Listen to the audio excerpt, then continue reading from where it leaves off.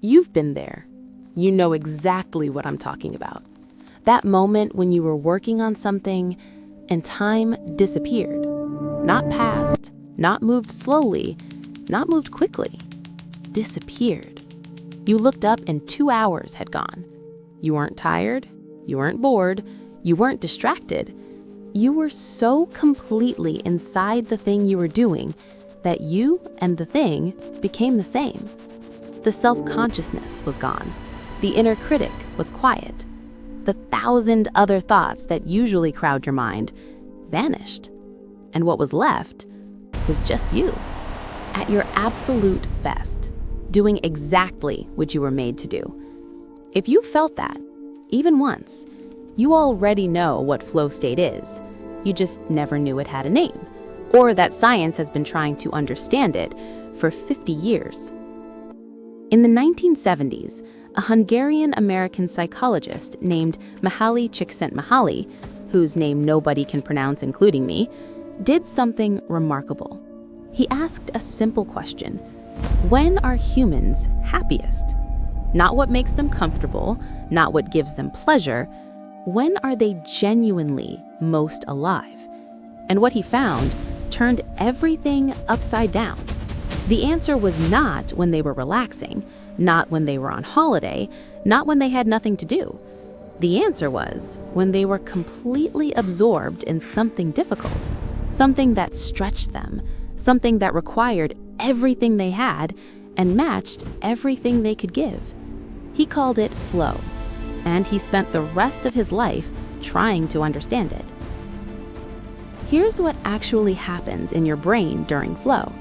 Your prefrontal cortex, the part of your brain responsible for self-monitoring, for that inner voice that says, "Am I doing this right?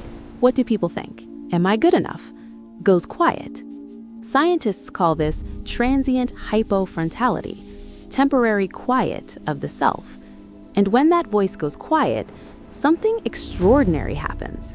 Your brain releases a cocktail of neurochemicals: dopamine, giving you focus and motivation; norepinephrine, sharpening your attention; endorphins, making the effort feel good; anandamide, expanding your pattern recognition; serotonin, creating a sense of deep well-being.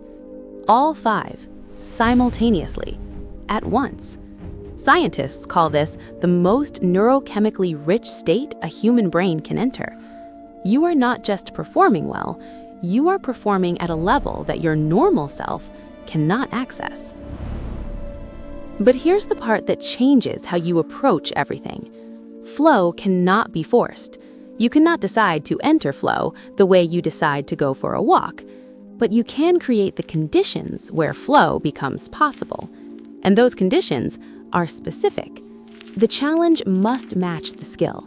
If the task is too easy, your mind wanders, boredom. If the task is too hard, your mind panics, anxiety. But right at the edge, where what you're attempting is just slightly beyond what you can comfortably do, that is the door. That precise point of productive struggle, where you are stretched but not broken, is where flow lives, every single time. And here's the thing nobody tells you about flow. It requires a clear goal, not a vague aspiration, not, "I want to do better." A specific target for this session, this paragraph, this measure of music. Your brain needs to know what success looks like right now. Not eventually, not someday, right now. And it requires immediate feedback. The musician hears the note, the athlete feels the movement, the writer reads the sentence. The feedback comes immediately, so the brain can adjust continuously without thinking about adjusting. That loop, clear goal, immediate feedback, matched challenge, is the architecture of flow. And here's the philosophical truth about flow that Csikszentmihalyi spent 50 years pointing toward. Flow is the state in which you most fully become yourself. Not the self that worries about how it appears, not the self that compares and judges and fears.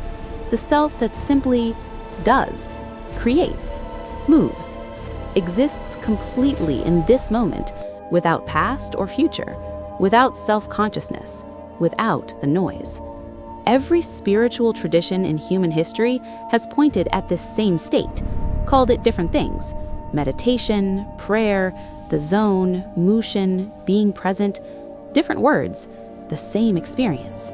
The same extraordinary moment when the human being stops performing life and actually lives it.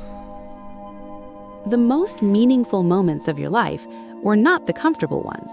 They were the ones where you were completely in it, where you forgot to check your phone, where you forgot to worry about what anyone thought, where you forgot, for a while, to be anything other than exactly what you were doing. That forgetting is the most profound remembering of who you actually are. Share this with someone who hasn't felt flow in a while. They need to find their way back.